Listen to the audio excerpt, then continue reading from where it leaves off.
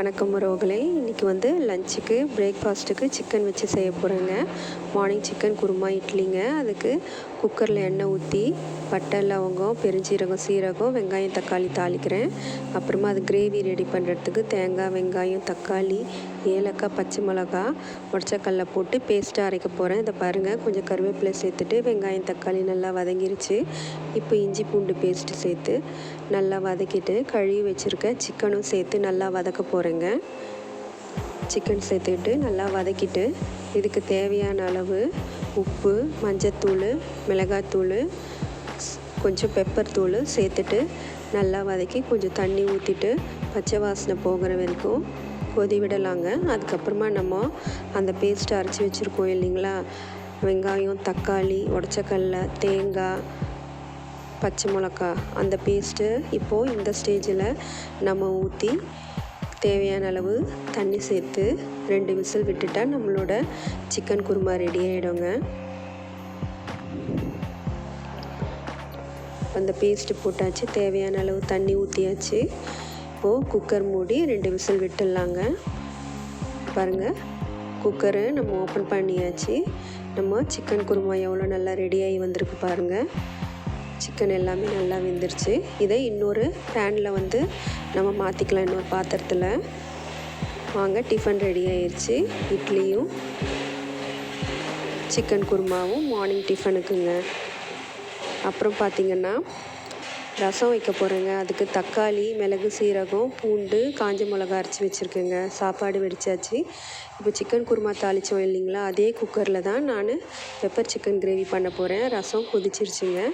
அதுக்கு இஞ்சி பூண்டு பச்சை மிளகா 2 வெங்காயம் தக்காளி பேஸ்ட்டாக அரைச்சி எடுத்துக்க போகிறேங்க. ஒரு 2 தக்காளி வெங்காயம் கட் பண்ணி வச்சுருக்கேங்க வதக்கிறதுக்கு. அந்த குக்கர்லேயே எண்ணெய் ஜீரகம் பெருஞ்சீரகம் பட்டை லவங்கம் தாளிச்சிட்டு கட் பண்ணி வச்சுருக்க வெங்காயம் தக்காளி சேர்த்து நல்லா வதக்கிக்கலாங்க. இது நல்லா வதங்கினதுக்கப்புறமா நம்ம அந்த பேஸ்ட்டு அரைச்சி வச்சுருக்கோம் இல்லைங்களா, வெங்காயம் தக்காளி இஞ்சி பூண்டு பச்சை மிளகா அந்த பேஸ்ட்டையும் இது கூட சேர்த்துட்டு நல்லா பச்சை வாசனை போகிற அளவுக்கு நல்லா வதக்கிக்கலாங்க.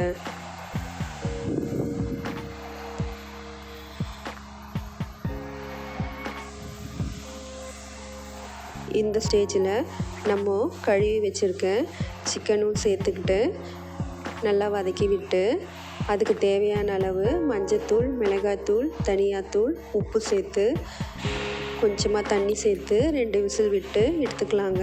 அப்புறமா அந்த பெப்பர் பவுட்ருக்கு நம்ம பெருஞ்சீரகம் சீரகம் கருவேப்பிலை நிறைய பெப்பர் போட்டு அதை நல்லா பவுட்ராக எடுத்து பண்ணி வச்சுக்கலாங்க. இப்போ பாருங்கள், 2 விசில் விட்டதுக்கப்புறமா நம்ம சிக்கன் நல்லா வெந்து வந்துருச்சு.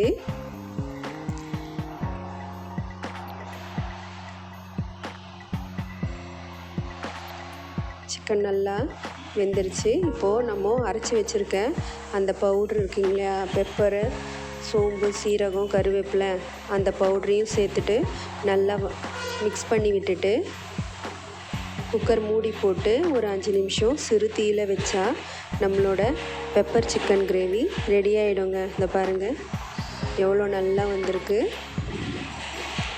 இந்த கோல்டு கிளைமேட்டுக்கு இந்த பெப்பர் சிக்கன் கிரேவி ரொம்ப நல்லாயிருக்கும். லஞ்சு பார்க்கலாம். லஞ்சுக்கு ஒயிட் ரைஸ் எக்கு தக்காளி ரசம் பெப்பர் சிக்கன் கிரேவிங்க. இன்றைக்கி டிஃபனு அண்டு லஞ்ச் இதுதாங்க. என்னோடய சேனல் பிடிச்சிருந்தா மறக்காமல் சப்ஸ்கிரைப் பண்ணுங்கள். நன்றி.